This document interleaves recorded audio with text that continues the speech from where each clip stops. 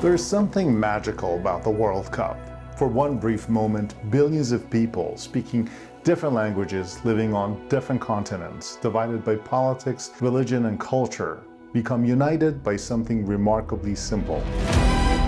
A ball, 22 players, and 90 minutes. As I watch the World Cup, I'm reminded of just how powerful sports can be. They teach us discipline, resilience, teamwork, sacrifice, and excellence. The greatest athletes in the world deserve our admiration because they have devoted their lives to mastering an incredibly difficult craft. But this story isn't really about soccer. It's about civilization.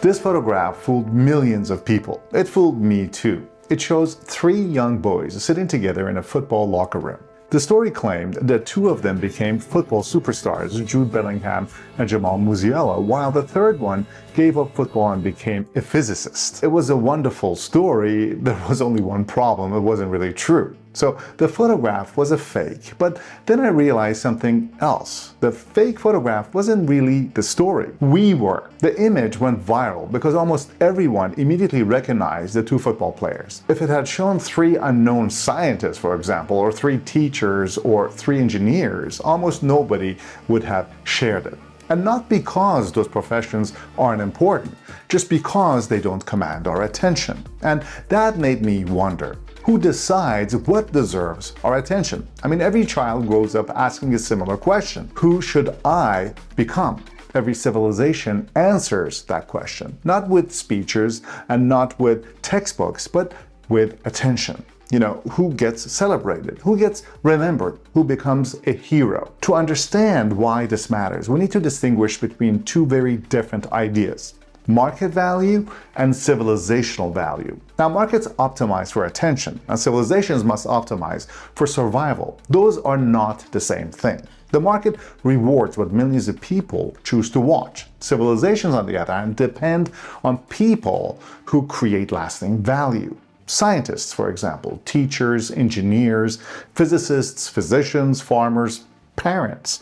Most will never become celebrities. But without them, civilization just won't work. This isn't really a criticism of markets. Markets are really doing exactly what they're supposed to do. They follow attention. The question is whether civilization can afford to do the same. Watching the Wimbledon final today, for example, I also noticed something familiar. The cameras repeatedly cut to the royal box, sitting among the prince and the princess were a bunch of actors, musicians, and celebrities. The commentators, proudly identified every famous face among the group. But think about what was happening here. The broadcast wasn't simply covering a tennis match. It was reinforcing who matters in our society, or at least, sitting among the royals. Now, imagine that sitting quietly in the same crowd was like a scientist who discovered the first effective treatment for an important affliction, or an engineer whose invention transforms lives. Now, would that camera stop to show them? Would the commentators even know their names? Probably not. Not because their contributions matter less, but because they generate less attention. And attention has become the currency of our modern world. There's nothing wrong with that, obviously. Human beings naturally pay attention to competition, to drama, to beauty, to entertainment. Markets simply measure those instincts. Now, leadership, on the other hand, exists for a different reason. Leadership, shouldn't simply follow attention.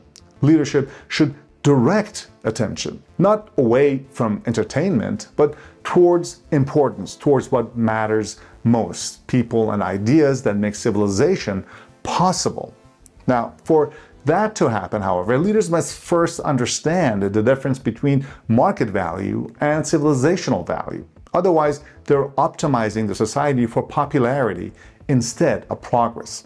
Charlie Munger once famously said, "Show me the incentives and I'll show you the outcomes." Heroes are incentives. The people that we celebrate become the people that our children imitate. And the people that our children imitate become the civilization that we inherit. So this isn't really an argument against athletes, or sports are entertainers. Sports entertain us and they enrich us. Entertainment clearly brings us together. The question here, however, is whether we also celebrate the people whose work quietly sustains civilization.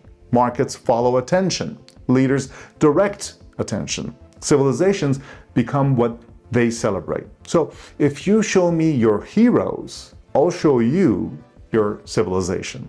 So, dear viewers, who do you think should our heroes be? This is Ali Nasseh for The Radical Moderate. I'll see you in the next video.